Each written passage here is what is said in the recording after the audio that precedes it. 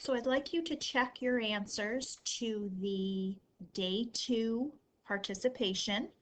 Some of these problems were just things, though, that you didn't submit for participation. These were just some of the problems that I left blank and told you to do on your own. So check these answers, and if all your answers are correct, then stop the video and you won't need to watch any further after you check these answers.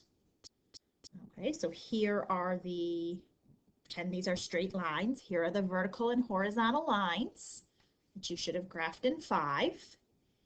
And then over here we did 7 and 8 pretty much together. Number 9 and number 10 was the participation work. Okay, the big disaster for lots of people, and it is the hardest problem on here, is number 9. Okay, and I think even with a video where I went through a video on how to find a perpendicular line, lots of people still struggled on the classwork. So let's actually start by going over number 9. So in number 9, what you should know, and what I hope I got you to figure out on that one video, is that the slope of a line perpendicular to another line is the negative reciprocal, right? So the slope would be -3/1 or just -3, right? That would be the slope of a perpendicular line. And what a lot of people think, and I'm not surprised that people think this, I understand why, but let's see, if I graph this, it goes through the point, the y-intercept is 5, and then I go up 1/3. Now, the most common wrong answer, okay, was for students to just say, okay, change the slope to -3 and keep the y-intercept at 5. And it's true that if you changed this slope to -3 and you kept the y-intercept at 5, it is true that you would get a line perpendicular to the original line. However, the line that I just drew here in red would not pass through that point, right? And I could tell that because those of you that tried to give me that answer, right? So this was the most common wrong answer. And look what would happen if I attempted to plug in 2 when x was -7. I would be trying to say that -3 times 2 has to equal 7, which it obviously doesn't. So remember that if I'm finding lines perpendicular to another line, there are infinitely many perpendicular lines, right? Any line with a slope of -3 is going to be perpendicular to this line with slope 1/3. So the key here then, the challenge, is to find the point, or the line, I'm sorry, not the point, the line that passes through this particular point. And it's actually not that hard to do that. Oops, I'm erasing the wrong thing. That's okay, I'll go ahead and erase these because I'll explain these in a minute. What you could do is say, oh, well, I need a slope, right? I have a slope, I have a point, and then just plop it into the point slope formula. Okay, the y-intercept will end up not being 5, but being -1. So it would be more like this blue line down here, which you can kind of tell that's going to go through a point over 2 down 7.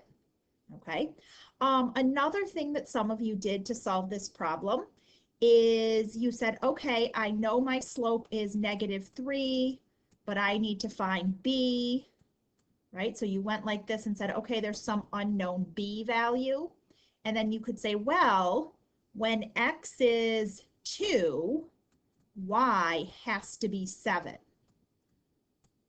Right? So a minute ago, that's how we decided this wasn't true with the b value of 5, but this same idea can allow you to solve for b, right? So you'd get -6, add 6 to both sides, -1 equals b. All right, so those are the ways you could go about doing this problem.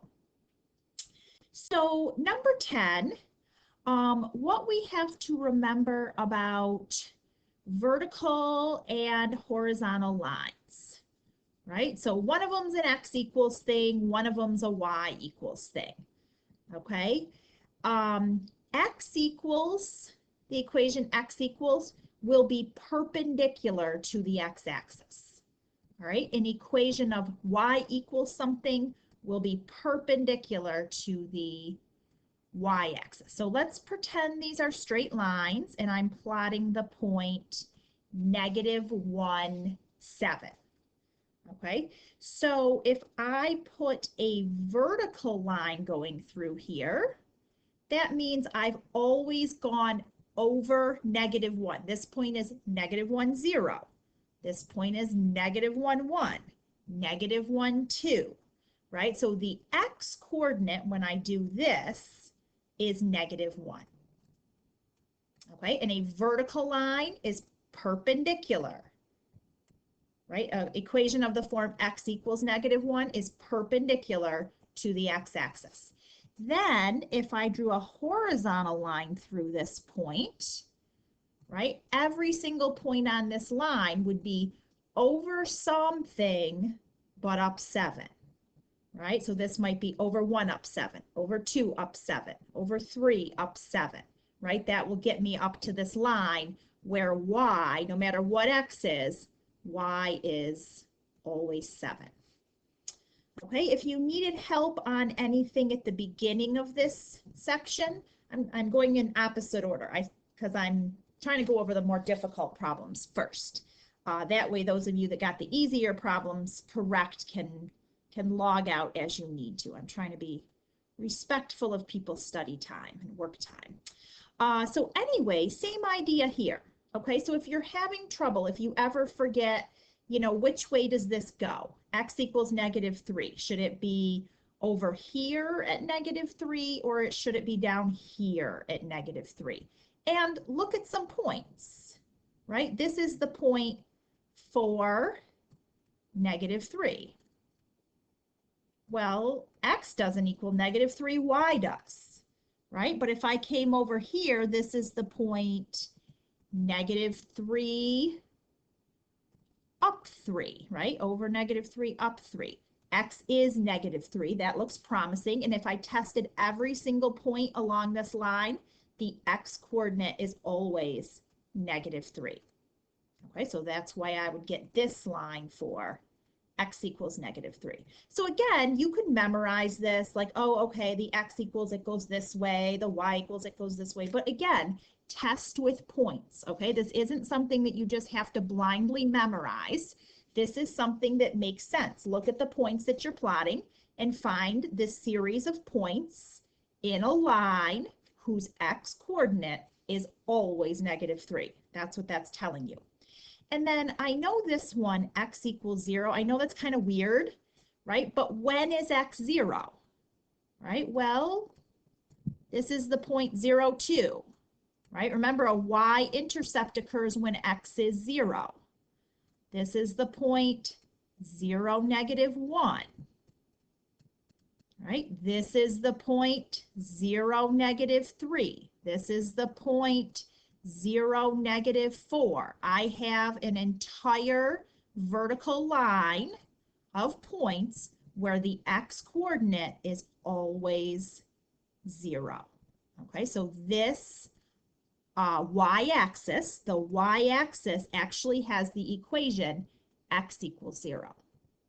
All right, that is the equation of the y-axis. That's sort of weird because we're used to just saying the x and y-axis. We're not used to giving those lines equations. But obviously, y equals 0, right? That would be the equation of the x-axis, right? Because y is how far up we move from the x-axis. So every single point on the x-axis has a y-coordinate of 0. And I hope you've gotten good at that because we've spent a lot of time on x and y-intercepts so far. If you struggled over here, remember these are formulas in y equals mx plus b form. So remember the b value is the y-intercept, right? So b would be 1. Here b would be -3. And here, like the scale is 0.2, 0.4, 0.6, 0.8, 1. Doesn't really matter though, because of proportionality, I could count boxes. So I could go like this. If I start here and go to this point, I've gone down 3, I've gone over 1.